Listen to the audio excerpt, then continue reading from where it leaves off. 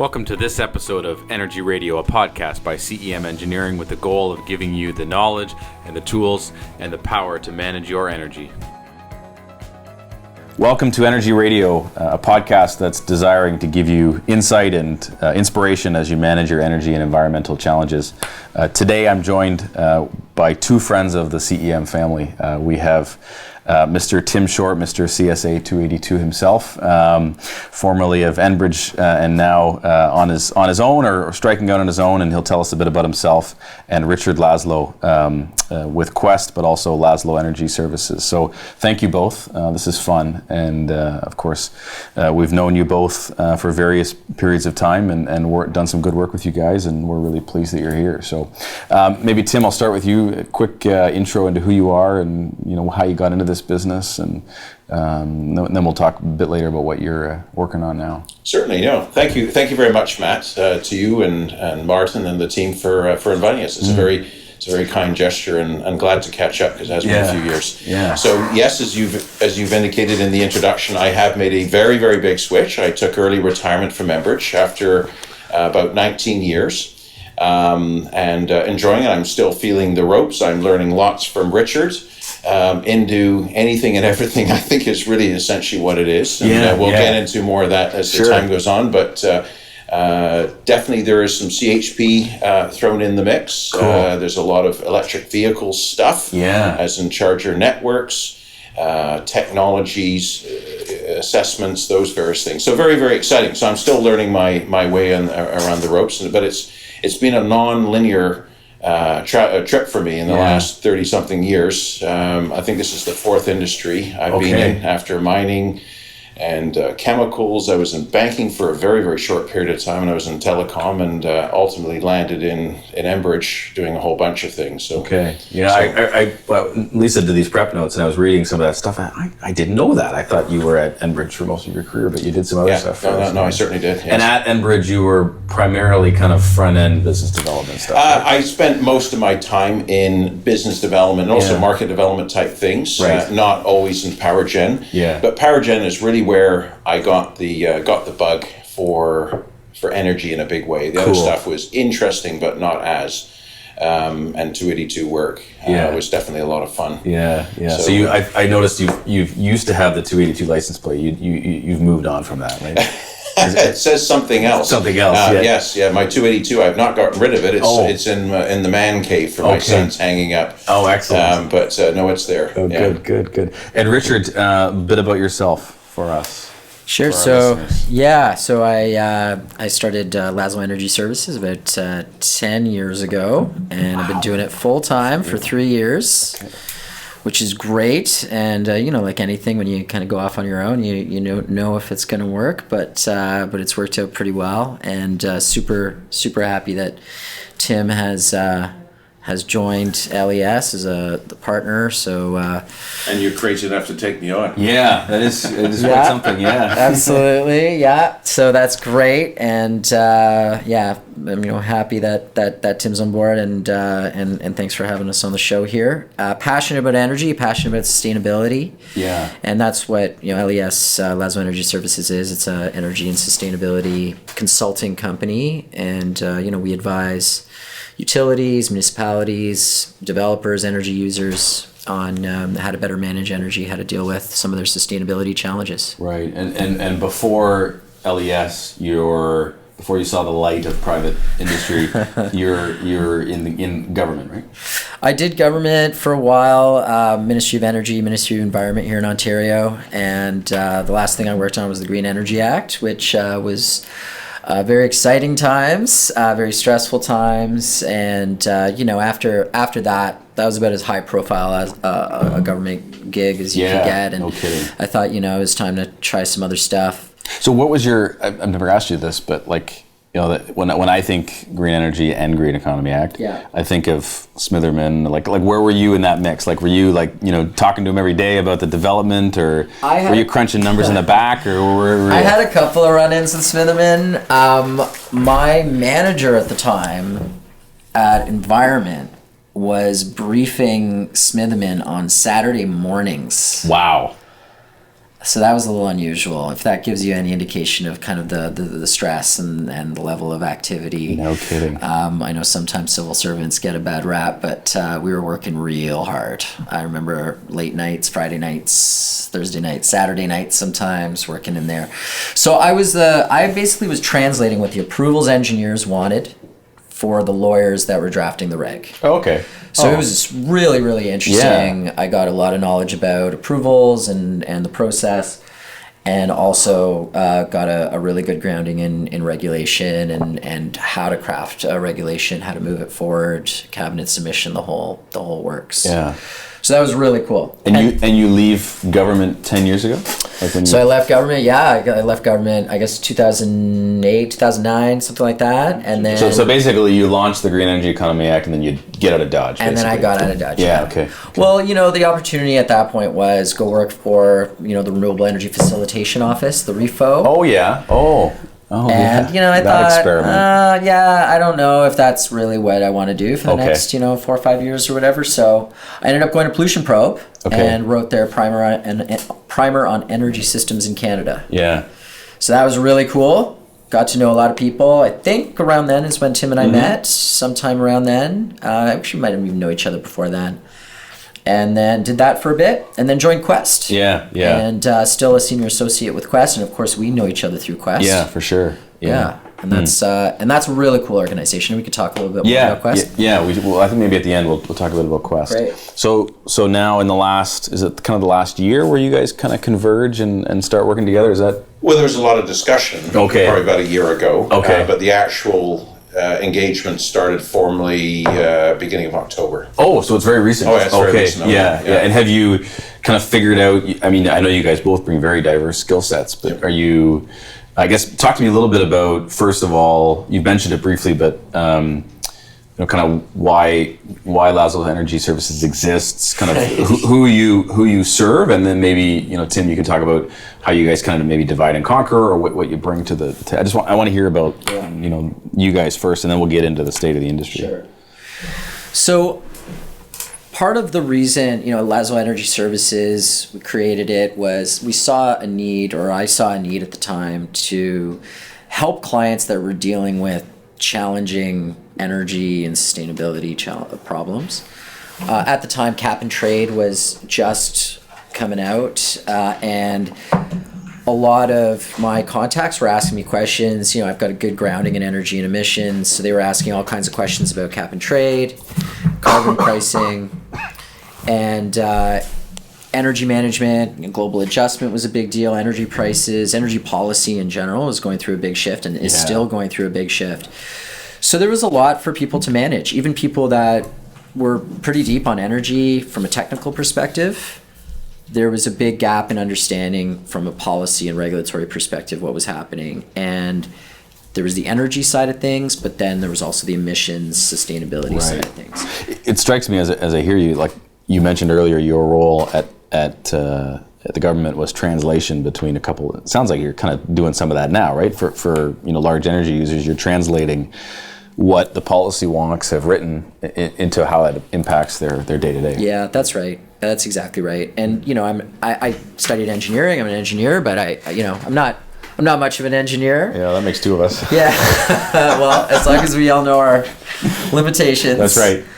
So are you? So, but that's it. It's like I know enough to understand what's happening from a technical perspective, but then explaining that to a non-technical audience requires its own set of skills. Yeah.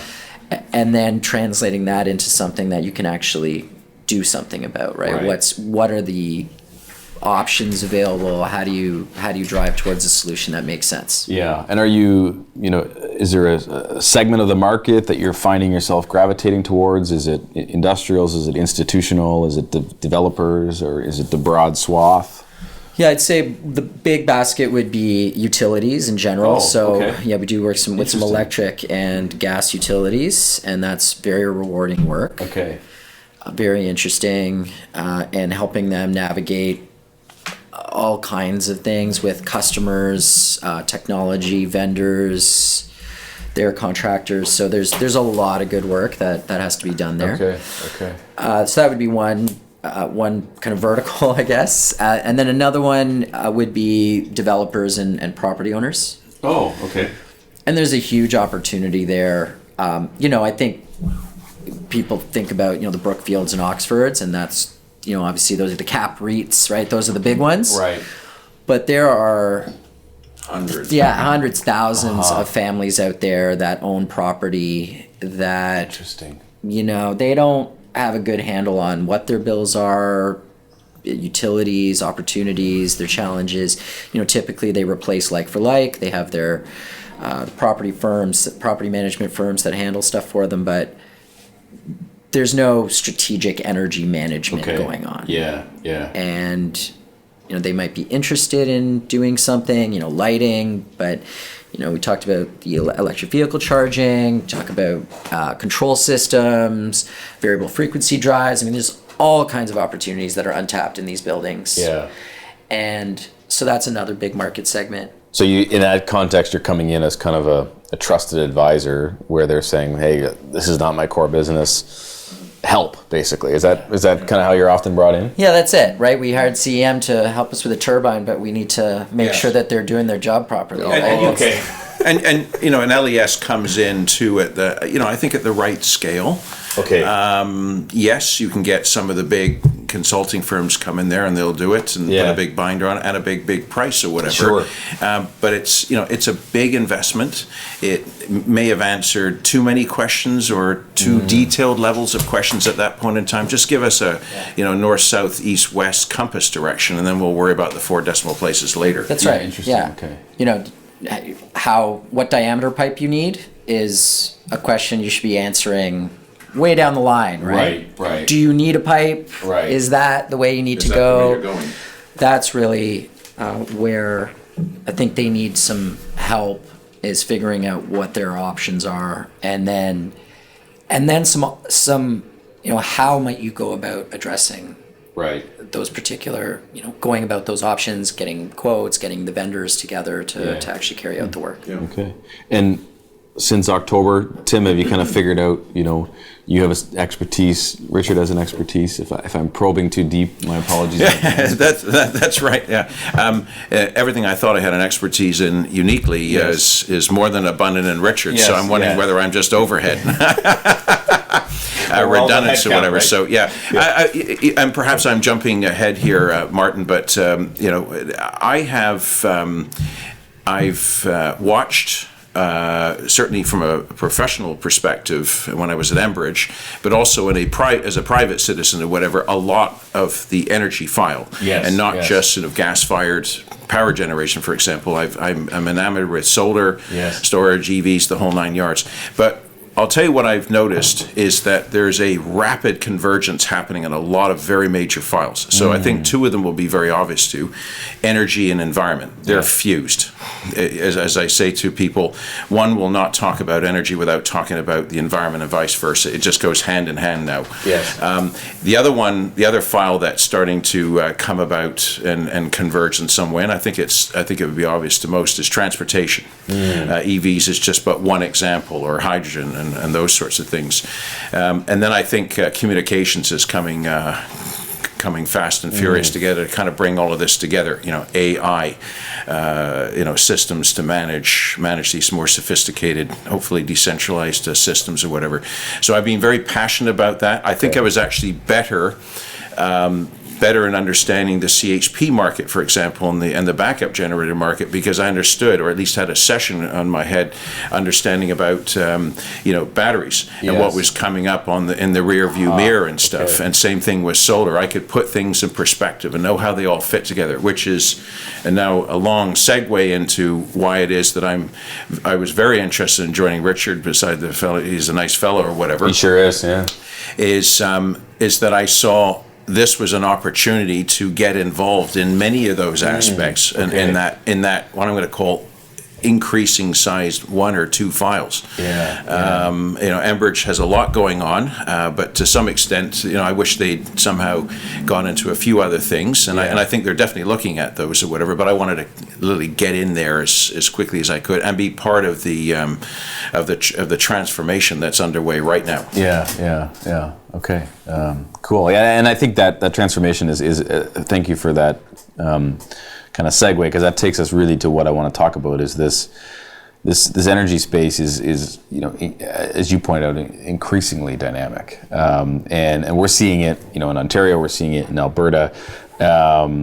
Richard, what are your thoughts, maybe from a macro level first, in terms of Tim talked about these 4 kind of converging files or areas. What's from your perch on the mountaintop, what's the state of the industry? Yeah, I mean, absolutely. Tim hit it in terms of technology. I think that's a big one. EVs. I was a bit of an EV skeptic a few years ago. I didn't really see what the value proposition really was.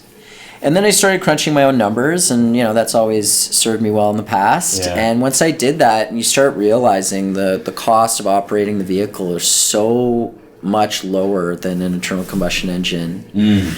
And really, we've only just begun this storage story. Right. And the convenience factor, and then you combine that with the whole digitization of the automobile, and then you end up having this. It's a transformation it's a technology disruption. I've spoken in Calgary at conferences, and people talk about EVs and but from an environmental perspective, do the emissions, does it make sense? And that's an important conversation to have, but that I think is getting mixed up with the fact that this is a superior technology. And so customers are going to move towards that technology regardless of what that means from a sustainability perspective. Now, when you say sustainability and emissions, are you talking about jurisdictions where that kWh is generated from a fossil-based, or are you? Yeah, exactly. Or are you drawing? Because the other way to look at it, we've run into.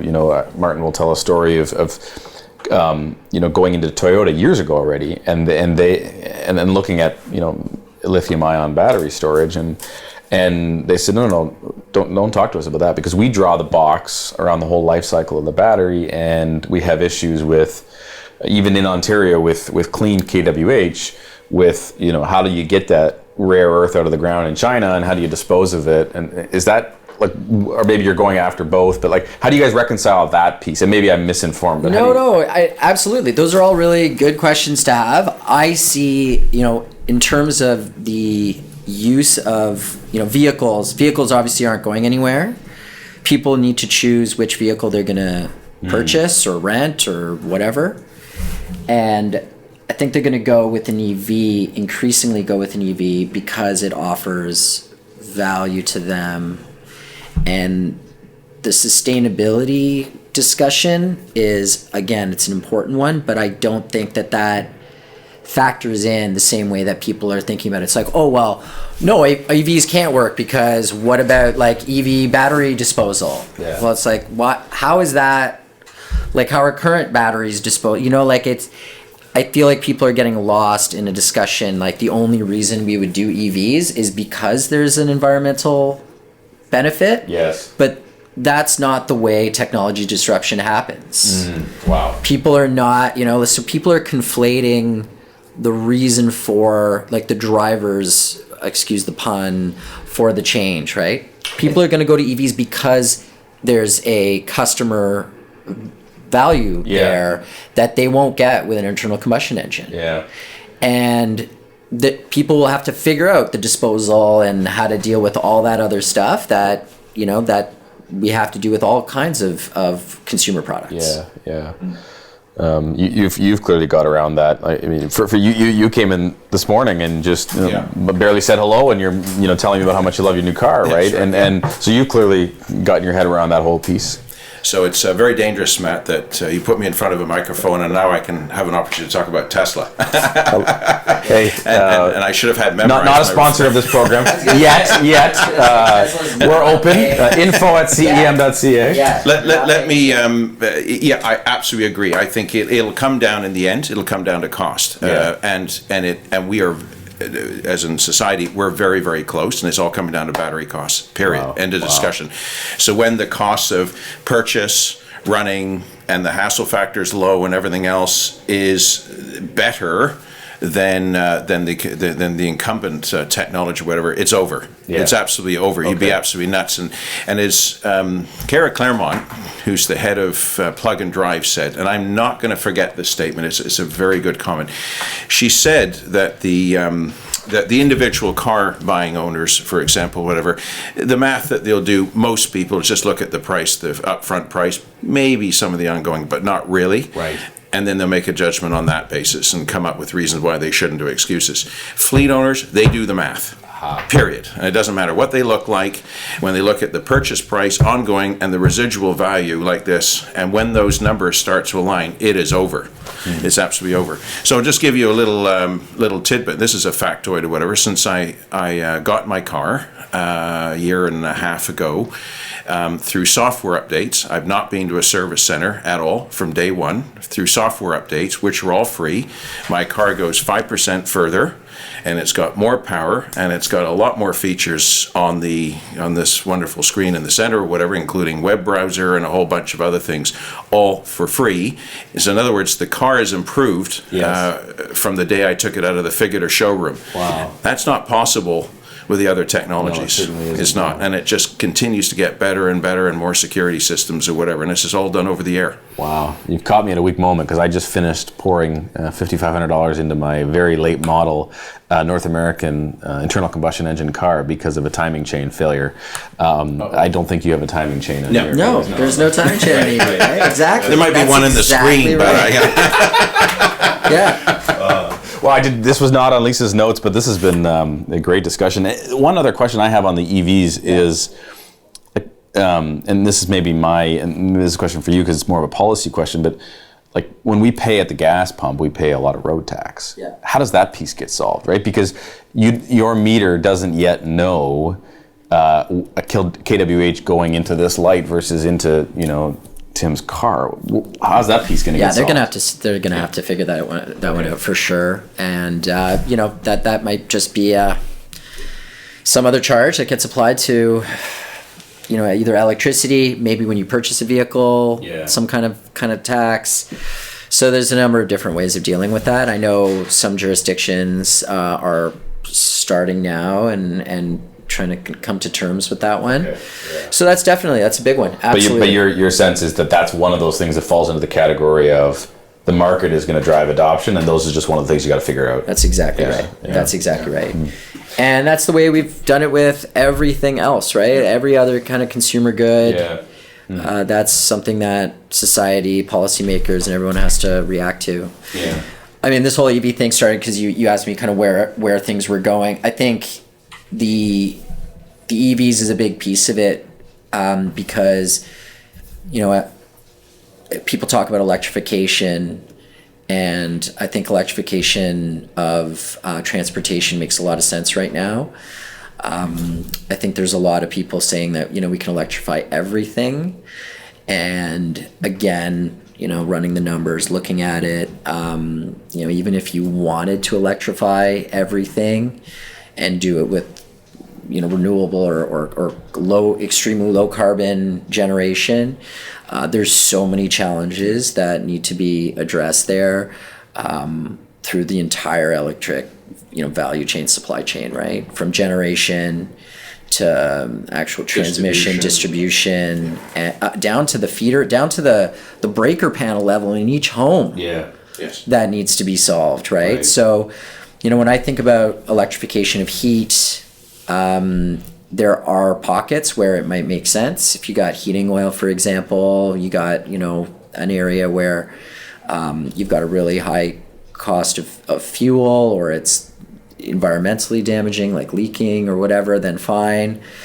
But it's going to be it's a real challenge to think about converting existing natural gas customers to electricity customers while the electricity system is also going to be dealing with electrification of transportation.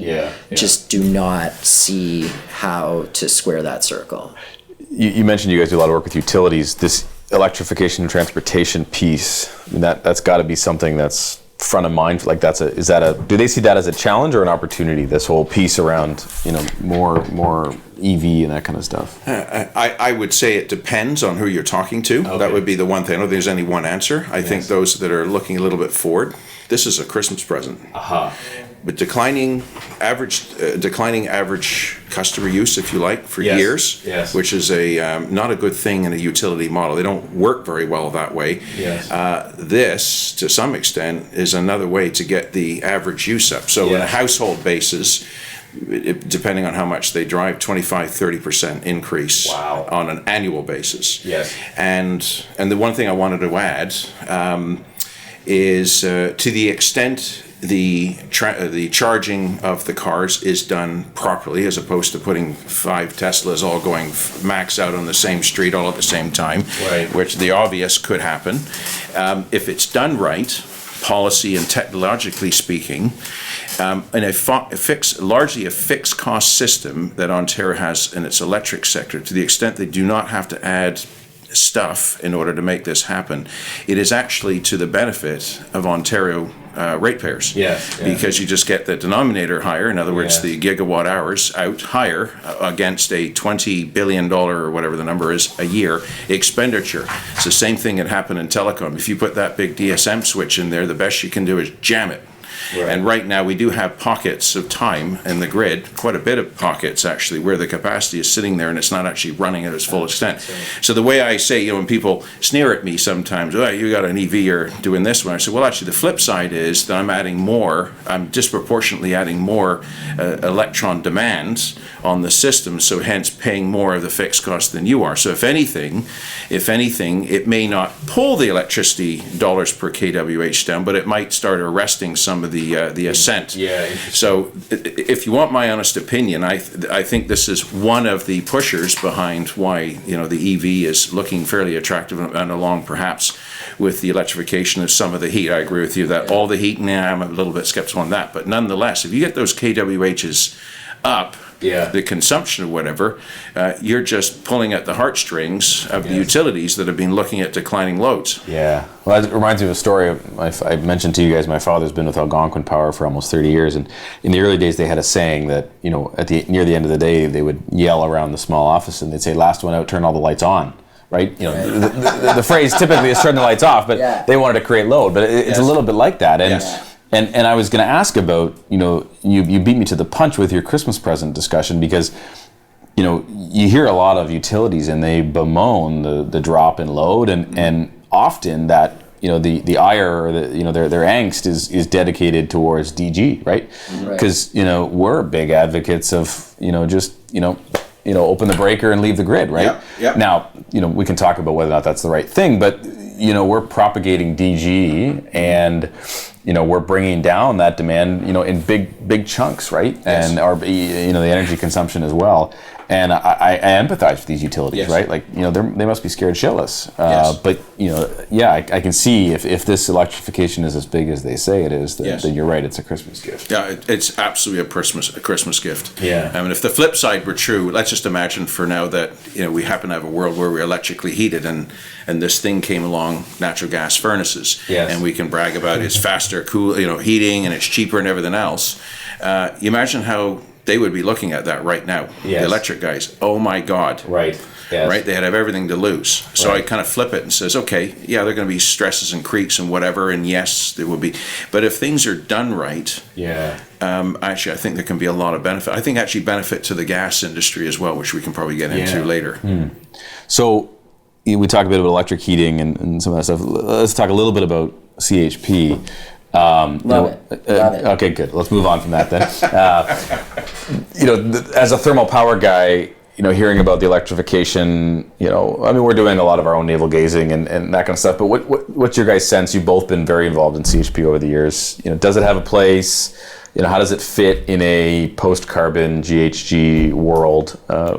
Talk to me a bit about your views on CHP. So I'm a firm believer in CHP. I don't just do CHP stuff to get paid. I choose to get paid to do CHP. But that's not what you said on the way up. Yeah, exactly. Yeah, I choose to get paid to do CHP work because I believe in it. Right on. And I absolutely think it has a big role to play, and I see it as the part of the dozen or so technologies that kind of make it in the end. Yeah. And way down the line, the residual natural gas use is going to be used in applications that are combined heat and power and those types of applications. So wherever there's a nice stable load for heat, Yes. If you want to service that load and do it in the most efficient way possible, then you do that with CHP. But how do we reconcile that now I know there's a lot of policy in transition, but this, on a site basis, it's an increase Absolutely. in GHGs. How do we reconcile that It's a challenge, and I'll pass the mic on in a sec here. That's a challenge. It's a complicated story, right? Emissions go up at site, but emissions from a kind of on a global basis go down, and that's a complicated story to tell. Yes. But I think the model where one of our clients is a thermal energy, like a district energy company that serves municipality in Ontario, and their system is based on CHP boilers. They do chilled water, they do hot water, and that's the kind of beating heart. The CHP is the beating heart of the system that ensures that it's always pumping out heat and electrons.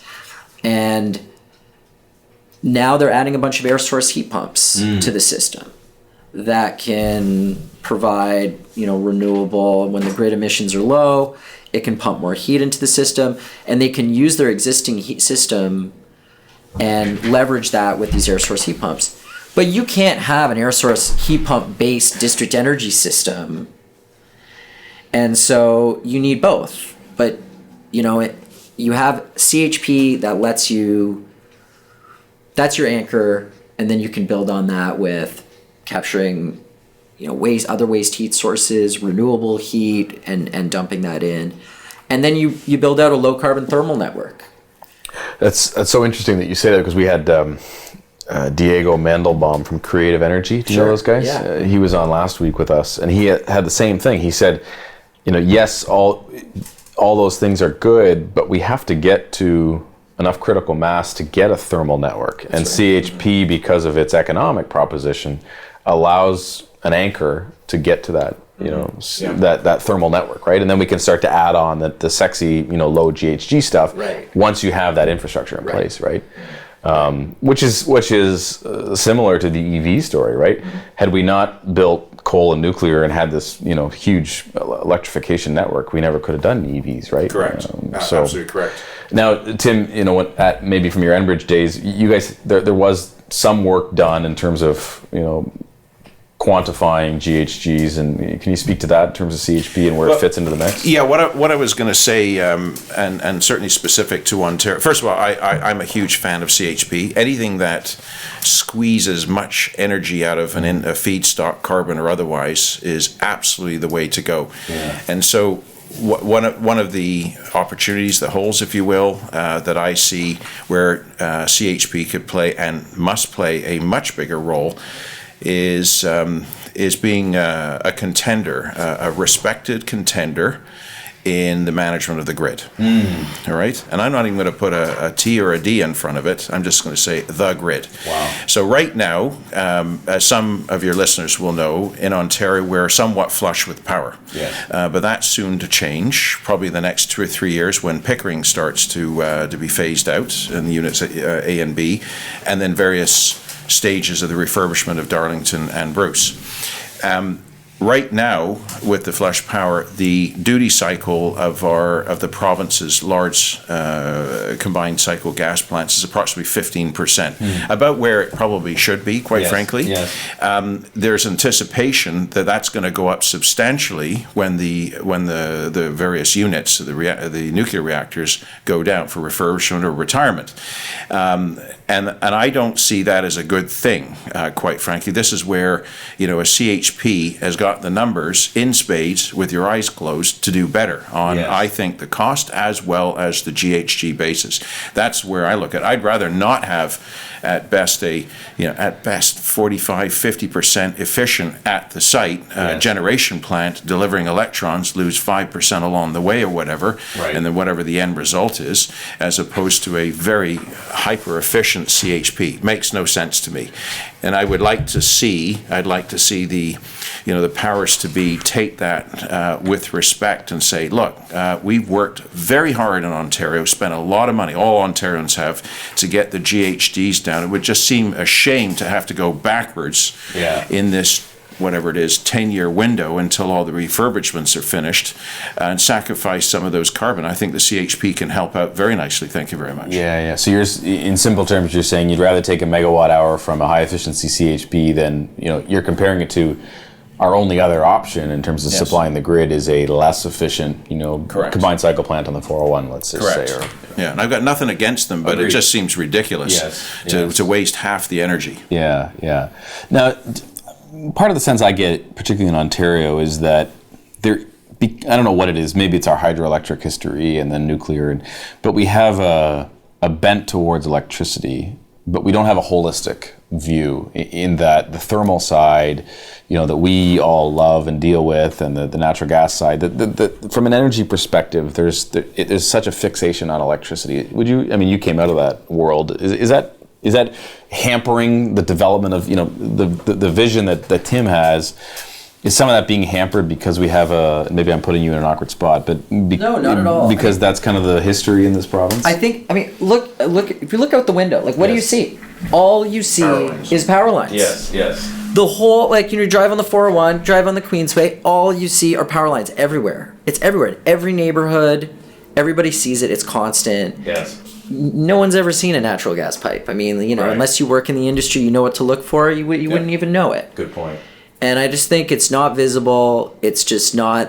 It's not something that people think about. And it's being cheap. It's cheap. It's being cheap, right? And it's your furnace is tucked away in your utility room. No one wants to go in there. It's kind of the scary place that no one wants to go. That's where you keep your old tools or whatever. And it's just. I think it's a problem though, because what it ignores is this reality that we are really dependent on stable, affordable, reliable heating solutions. And look at Alberta this past week and last week. It's -30, -40. The peak electricity consumption, solar and wind is producing nothing. Well, the wind will. The wind it's too cold. I think the turbines are. My understanding is the turbines are basically kind of frozen shut. It's an inverse, but okay. But I think it's at a certain point. I think it gets either too cold or too windy. But I don't think there's much wind generation happening right now. And the system is about to collapse. They were almost on the verge of rolling blackouts last week. Right. So how do you square that with this? You got to do something to make sure that the heat stays on. So we are entering, and I'm not overstating this, and everyone knows, we're entering in a carbon-constrained world. Period. It doesn't matter who's in politics. Whatever. Right. This is it.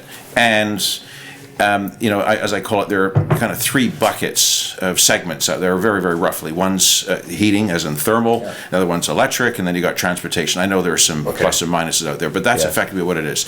In Ontario, arguably, we've done a lot of work on the electric side. And I want to say it's finished, but there isn't lots left to do. We're perhaps at a point of diminishing returns. Exactly. Taking another ton of carbon out is very expensive now in the electric sector. So check mark there. The transportation sector's got a long way to go, and we can argue about the direction, whatever, but at least it's got some direction and momentum, and it's coming down to batteries, as far as I'm concerned. Okay. And there can be some hydrogen play there as well. On the heating load, as I say to people, we get this dealt with, otherwise we're not going to make the targets. I mean, mathematically impossible, okay? Right. So the question is, how are we going to reconcile, it's got to be affordable. Yes. It's got to, you got to be able to stay warm. In other words, it's got to be possible. And also, how do you manage the whole carbon footprint thing? And that's all together. And if you want to talk about convergence, there's a convergence of, oh my God stuff, right? Yeah. And there is no easy solution to this. I think there are some solutions to, I'm going to call it, try to keep everybody happy. In other words, make it somewhat economically palatable. Yes. Heating load costs, I believe, are going to go up regardless, whatever the scenario is. If we stay with gas, there is going to be a carbon price coming. Yes. And it isn't going to go away in the long term, as far as I'm concerned, it isn't. On the electric side, to your point, Richard, how do you handle those? Minus 32 days and stuff like that with electric. Technically you can do it, but it's not very practical, and we certainly don't have the capacity now. And what the gas, when I was at Enbridge, what they were very, very eloquent in explaining is that if you look at I think it was, 2017 or whatever it was a very, very cold February, and they looked at the gas flow in the system in the province of Ontario, and they said, with Enbridge before it was merged with Union, and they said that the flow rate on a electrical equivalent terms was about 84 terawatt hours. All right. Good luck when you only have on the electric side 30, whatever that is, 31 in boilerplate terms. That doesn't look very doable or whatever. And so how are you going to handle that? And so from my vision, if I can jump right into it at this point in time, to meet practical things, somewhat economic, and get the carbon down, is to suggest that the natural gas get relegated, and I use the word relegated in a polite sense. I don't want to diminish it, but relegated to the fuel source ultimately that picks up those very, very extreme days where you say to yourself, you know what, we are not going to put in another nuke, we're not going to put in all that extra transmission, but there's a bandwidth between the odd 2,500 hours of heating load in general terms, that's water and space heating. There's a bandwidth there where I believe it could be practical for the electric grid to play a bigger prominent role. Not instantly, not next week, but over the time. I believe it will help bring the electricity kWh prices down. It'll bring the carbon down and be practical. And how the gas industry, I believe, should be, I got to be careful the word I use, is how they should learn how they would come to operate is, rather than on a sort of volumetric basis, they're more on a decoupled basis. So, sort of mirroring what's happened on the lower end of rates, distribution rates on the electric sector has to be decoupled, period. Otherwise it isn't going to happen. So there's a demand portion and exactly. So in this case, Enbridge, it would retain its regulated rate of return of X% regardless of what the flow rate is. There are pros and cons to that, but I believe that's the only way we're going to make it. And what this also does is it keeps a very, very good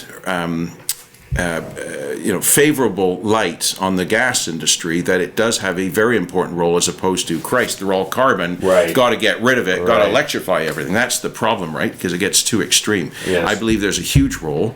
And then speaking with the RNG, as in renewable natural gas, it's got a limited potential in terms of land from the supply side. Yes. And I'm telling you right now, as a percent, that wouldn't be the highest, but if you start winding down the base load of gas, that percentage starts to climb. It looks very good. It starts to decarbonize to some extent more of the CHP runs, so it makes it look better. Yes. Okay. So this is right at the heart of the challenge, though, because you move to fixed rates on the gas side. Yes. All of a sudden, people have less of a price signal to conserve. They have less. They only have now the commodity to play with. So then you have more of the charges fixed. Yep. So it's your Netflix model, right? Correct. So whatever, watch as much as you want. Use it. Don't use it. You're paying for it, whether or not you use it. Yes. So maybe people might not be as careful about running the heat, they're away, they don't care, whatever, keep it on, keep the furnace on all the time. Yep. And then you end up actually making the GHGs worse from the sector. Yep. No, that's an interesting. But if you start increasing the price of carbon in gas over time, that will start to have an impact, right? Sure. And if I can be so bold to say, and if at some point electric were to come down and heat pumps and all that stuff start to get ready, whatever, this spark spread gap may not be as significant at that point in time. I don't know when it is and how much it will be as it is today. Because right now it looks like gas is going to win every single time, right? Yes. I mean, let's face it, the commodity is just so low. But if you start nibbling away on various ways from a consumptive perspective, and from carbon tax, and then bringing down the rates on electricity, all of a sudden things could change a little bit or whatever. So they do start changing. It's not a perfect. It's answer. It's not. No, and I'm not disagreeing with you. I just feel like there's a lot of hand waving. Not about anything you said, Tim, but there's a lot of hand waving out there about this is like what this really is going to cost. Yes. Right. But my home, I'm in Toronto. My home's like 110, 115 years old or whatever. Yes. I mean, we've got decent electricity service. The grid is pretty stable in our area, but if I'm putting in a heat pump and a level 2 charger, I need a whole new panel. Right. I need some serious electrical work done in my house. Yep. The cost of that, plus the cost of having the air source heat pump there, in addition to the furnace, keeping them both running properly to do a hybrid heating thing. Yep. It's not insignificant. That's not insignificant. No, absolutely. That starts being a serious. Yep. And so, there's serious costs there. There's the actual ongoing utility cost, but then there's that capital cost that's a significant cost. 100%. Yeah. You know what? I don't think this is going to be easy. I just look at the end goal, right? The end goal is, I'm going to. It's your climate imperative. Yeah, well, exactly. So because I tried to educate myself. What they're saying is that by 2030, we have, as in the world, has a I got to get the numbers right here. About 500 gigatons of carbon budget left right now, approximately, right? If we are to maintain 1.5 degrees Celsius temperature average thing by 2030. And right now the world is pumping a net basis about 50 gigatons, so hence the 10 years. Okay. If we say that, we would say, well, we'll accept a 2 degree demarcation or whatever, then it's then we got about 1,600. So about 3 times or whatever like this. So regardless, that's the budget we got left. Yes. And if we agree with that and can live with it, whatever, if that's it, the question is how are we going to do it? Right. And when people ask about price of carbon and say a liter of gasoline or whatever, the small numbers we're talking about now with the feds or whatever, it's inconsequential because gas price itself and commodity is varying. But you really want to get people's attention, and I'm not suggesting we're going to do it next week or whatever, but if you start putting a price of carbon at around, I can't remember the numbers exactly, like $150 a ton, then you start adding 40-50 cents a liter on the thing of gas. Now that gets people's attention. Now they say, you know what? When I start looking at my next car, maybe I won't buy such a beast. I'm going to start being a little bit smarter. Maybe take the transit, whatever. Ultimately, I think we're going to have to get there. Yeah. Because I can't see how we're going to meet our carbon budget or stay within it. Right. Without that level of policy. I mean, that's, when I boil it all down, whoever's in power or whoever like this, I just say, I am believing at face value, scientists, that if they're getting anything wrong, what they're doing is they're tending to understate what's going on. Every year their models are getting tighter, which means that they're actually finding out there's more feeding in. And they say, this is what we got. Who do you think is better positioned to drive that change? Is it because obviously the policymakers have an ability to influence it, but then we hear things like Microsoft, and we're going to go negative, carbon negative. I mean, on one hand, one is this heavy hand of the government. The other one is, we're going to do the right thing because we take the long view. Do you have a sense on who's going to win out in terms of public perception? The longer we wait, Matt, the more regulations coming our way. I can tell you that. I see. Yeah, because I think the market, as imperfect as it has been up to now, is never going to be sufficient the longer we let this thing go. Yeah. Okay. So every year, every year around the world, if you do the numbers as they say, and I'm just repeating this, in absolute terms, not relative terms, every year we're supposed to be, right now as of this year, about 8% reduction in carbon, and I can tell you that isn't going to happen in a month of Sundays. That's every year now until 2030. Wow. So we know that's not going to happen. It's going to be an absolute increase. So the question is, what are we going to do? And we can put a market, in theory, a market price on carbon. If it had to be a pinch point, a pain factor, probably be several $100s. I can tell you that will be an absolute disaster. People will not accept that, and they'll retaliate, and I think for good reason, because it's too fast. So I think the longer we wait, the more regulations coming our way. I see. And on that piece of regulation, I mean, we have a lot of posturing, as Canadians going on between the feds and the provinces in terms of how this should be handled. What do you think? A year, if we're sitting here a year from now, who wins? Like, where's this going? Are the feds going to win? Are the provinces going to win? There's a Supreme Court of Canada appeal. How do we navigate this?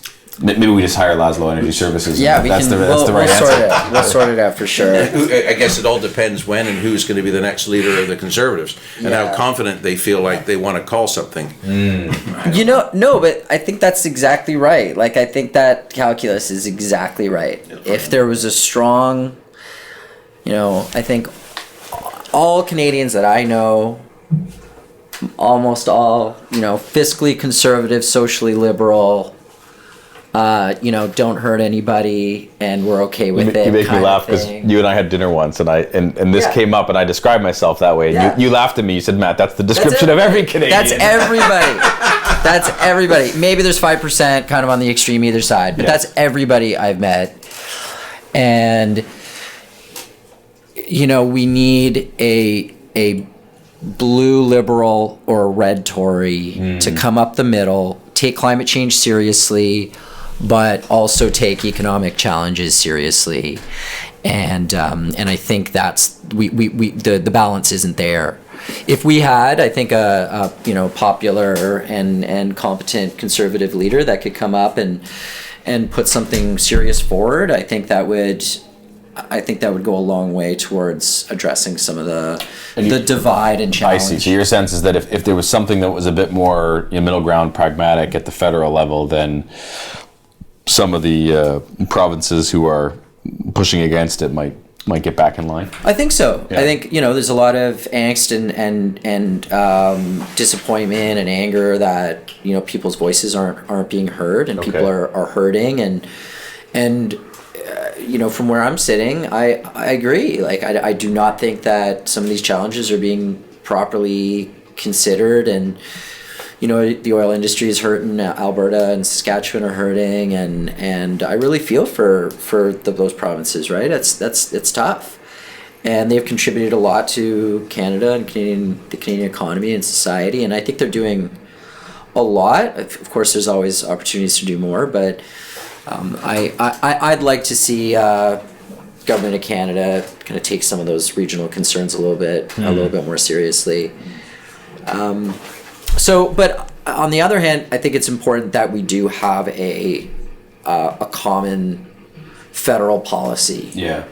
Because this kind of patchwork thing is really hard for industry to deal with, and all it does is create inefficiencies. And if I'm being a kind of consultant, then you say, okay, great, a confused market is good for business, but that's not the work that I want to do, right? That's not the work I'm passionate about. Yeah. I think those market signals that are clear and will be stable for a long period of time allows all of us, particularly industry and institutions, to make decisions, right, based on that. That's right. Kind of a bit of a different question, but what's a technology that we haven't talked about yet that you guys are excited about? Something that's maybe here or just got here or is coming. I think storage is bar none going to be the game changer in so many ways. I think it's going to affect In fact, I think there's already inklings of it now in the ISO. It's going to affect how they run and dispatch equipment. It'll happen down, mostly, I would suggest, down in the distribution level. But at some point, this stuff's going to burp up and start to impact them. They see this. They see this already. And do you see, Tim, a storage kind of ecosystem that's agnostic of technology? Like, how do you? Because storage can mean multiple things. Yeah. Right? So storage, and I've heard somebody at an APRO conference said storage with a capital S. So it's not necessarily batteries. Right. As you know, you get mechanical things, flywheels, compressed air. Yes. There's cryogenic stuff going on right now. It looks fairly promising in England, which is scalable. I'm talking like 100 megawatt hour scalable stuff, and it can go longer periods of time. I think it'd be interesting to see what could also emerge on the thermal end of things in terms of storage or whatever. I'm not sure. I mean, I've heard people talk about it. I'm not sure how efficient and cost effective it is. I think with cheap gas, it makes it very difficult. But nonetheless, storage, bar none, is going to change the energy game. Period. It's very clear, and it's changing. And again, remember that convergence? The cars are going to play into this. Storage is kind of that bridge between. Absolutely. That's it. I did. That's all EVs are, right? That's right. They're batteries on wheels. I did, and people can attack me or whatever, but I did a very quick calculation at a meeting last week. I said, with the existing cars on the road today that have a plug or ability to put a plug in them, as big or small, whatever, it doesn't really matter, I can very easily come up with, not quite, but close to a gigawatt hour worth of storage on wheels right now. And I know they only suck, they do not blow back, I get it, but that in itself is a huge asset, to some extent, with some policy and the right whatever it is. Some of that, a portion of that, which is all paid for effectively, could play a role in the in the grid. Well, that's an interesting, the paid for piece, right? Like, that's why, I was always, for a bunch of reasons, but the 40% grants on CHP, you had all this capacity built out, 60% on the nickel of private industry, right? With this storage, it's 100%, on the nickel of, private citizens like us. Yet maybe it's infrastructure that the government can use, right? 100%. And sorry, I was about to say there are entities out there that have recognized that, and although limited, there are projects going on as we speak right now where electric cars are both as what they call EV to grid. In other words, giving energy back. And taking energy off the grid in dynamic time. Right now, down in downtown Toronto, there are 2 buildings down there right now with 20 Nissan Leafs. Fascinating. What about you, Richard? What do you see next? Yeah, EVs I think I'm really keen on. I see a lot of legs there, and storage, obviously a big part of that. And the idea of vehicle to grid or vehicle to X, that idea of is really cool. And you think kind of longer term, and we were talking about autonomous vehicles, and then you actually have a technology that can possibly charge in one location and drive by itself and discharge at another location. And then you have something that is truly transformative. Interesting. That's like an actual change in I'm not sound, but then it's a disruption. That's like a civilizational change. Right. You don't need linear infrastructure anymore in the same way, and that lets you. We talked about like dynamic. That actually allows you to change the way you design cities and the way places we live in a way that is fundamentally different. Okay. Kind of rapid fire a couple technologies that were hot on hydrogen. You think it has a place? Yeah, I think it has a role. In terms of So I was part of when I was at Enbridge. I was part of the Markham, the 2 megawatt power to gas project or whatever. And I can see some applications. And here's one right off the wall. Okay, there's something that I've got just in my recent travels, where there is very congested electrical capacity, but a high desire to have fleets of electric vehicles, maybe mid-sized trucks or something like that. What are you going to do? Again, money will solve everything. But one of the things that came my way, which is why they approached me, is they said, "Hey, why don't why don't we bring in some of the hydrogen from your power to gas plant, store the hydrogen there, which is pretty straightforward, and run it through a fuel cell, and then I can discharge it at any rate and whenever I want to. So I thought that was actually kind of interesting. So that concept is moving the hydrogen as opposed to putting it in the pipeline. That particular one was, yes. I know Enbridge is very, not just Enbridge, but the gas industry is very busy looking at commingling, as they call it, the hydrogen. I'm not sure when and what percentages and where. Yes. I think they're going to want to have high flow rate areas, but that's definitely on the radar. It's interesting. I was over in Europe at Jenbacher, one of the big OEMs in the gas engine space, and they're seeing in Europe not just hydrogen but RNG. Like they're seeing so much dynamic in gas quality now that it's and because it's all distributed in terms of who's feeding in, there's no control, right? Their engines can handle the vulnerability or the variability,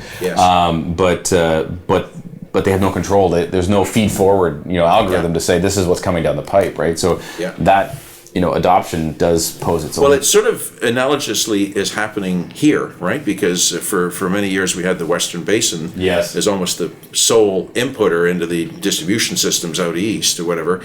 That's not the case anymore. In fact, I think that's the lower end of things. We now got frac gas, which has its own chemistry, and yes, within limits or whatever. So you got that, and then also maybe throw in RNG. To be fair, the RNG has got, I know, because the folks at Enbridge are very, very strict. There's a nice narrow bandwidth that it's got to be in this. But nonetheless, you got RNG, you got frac gas, you got Western Basin or whatever. So there is a degree of variability now that they've not really ever seen before, or not for a long time. What about biomass? Is there a place for biomass? Like woody biomass? Absolutely. You think so? Absolutely. And I think, we talk electrification and heating is a big challenge, and I climate is super important, but I don't think that a lot of people are taking that challenge seriously enough, and that's why their alternative is you keep the gaseous fuel grid, and you conserve, you reduce as much as can, CHP, district energy, renewable natural gas, hydrogen. You do what you can to reduce the carbon intensity of that fuel stream. But yeah, absolutely. Woody biomass has a big role play. I got a buddy who has kind of a house in Toronto, and they got one side of the house. They have a heat pump, and the heat isn't distributing well. They're putting in like a nice wood stove in their house, right? Really? And that's an alternative, because he said they've already seen the cost of running that heat pump in the winter is significant. Yes. And they're gonna put in a nice fixture in their house. It's gonna be a nice conversation piece, snuggle up with the wood stove, right? And it's a good solution. Mm-hmm. And you can get the more modern ones where they have catalytic converters in them, so they're more environmentally friendly. In fact, I think that's a rule. Plus, they've got pellet fed ones, so it's much more convenient to run. You don't have to sit there stoking it all the time. So we probably should kind of bring this to a close. Although my sense is we could talk all day about this. We've talked a lot of kind of big picture, kind of blue sky stuff. For those who might be listening, who maybe are charged with in a real local sense operating their plants, or developers who are planning their next projects. Any obvious actionable steps, short of picking up the phone and calling you guys, which is one. Call us.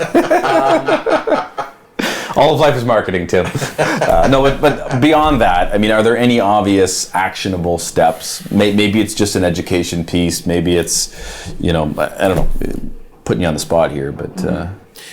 I think just as a rough rule of thumb, and I've always had this philosophy for the Ontario grid, electric grid now, is have some flexibility into it.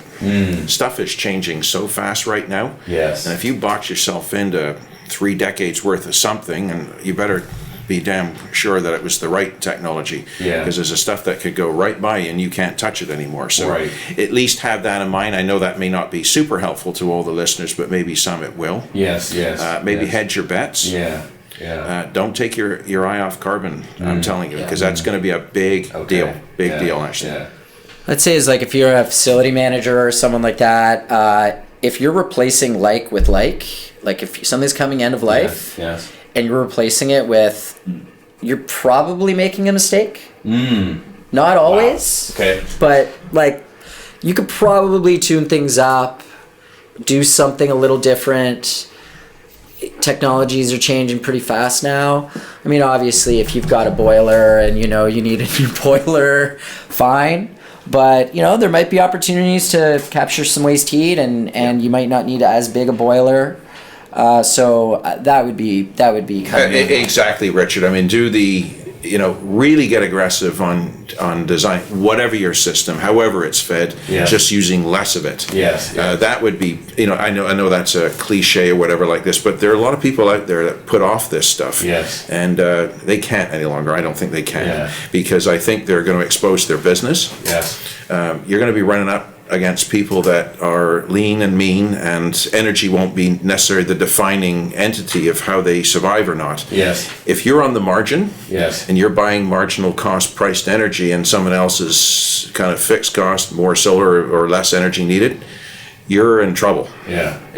So don't become a high marginal cost player. Right. Get control of it, use as little as possible. So that's what I would do. And to your point, so if you scale it right down, maybe I don't need that million BTU boiler, or maybe I need 500,000. Yeah, Thank you for very sure. much. Well, there you go. You've already decarbonized yourself to some extent, right? So two big steps: flexibility. And everything you do, things are changing so fast. Keep the flexibility, and if you're doing like for like, step back and think long and hard about what are even small incremental changes. Absolutely. Right? They all add up Absolutely. over time. Every time a piece of equipment comes to their end of useful life, that is an opportunity for you to do something different and tune things up. That's great.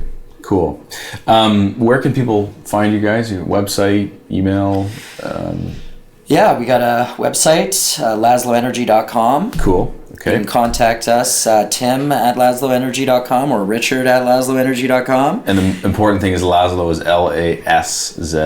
That's right. There's an S and a Z in Laszlo, in that order. And Good that's Romanian right. Canadian name, right? Yeah, Transylvanian. Yeah, Hungarian. Yeah, but Transylvanian. That's right.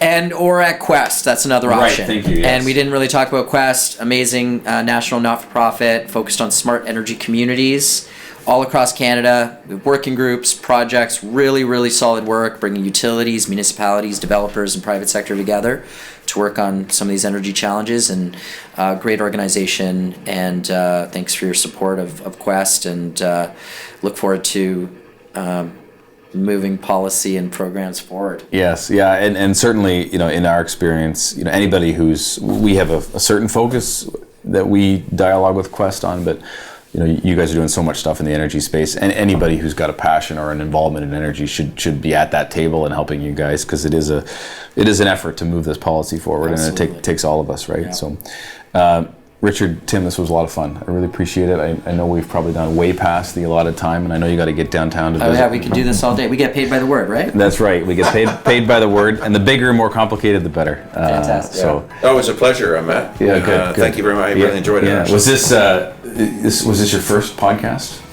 Probably, I don't know. For me, it was. Tim? Yes. Well, we're happy to be your first. And the operative word is it will not be my last. Okay, good. Well, that's good. Long-time listener, first-time caller. Yes, that's right. Cool. Well, thank you both. This is good. We'll sign off now, but thanks, guys. This was fun. Thank you. Really good. Yeah. Good.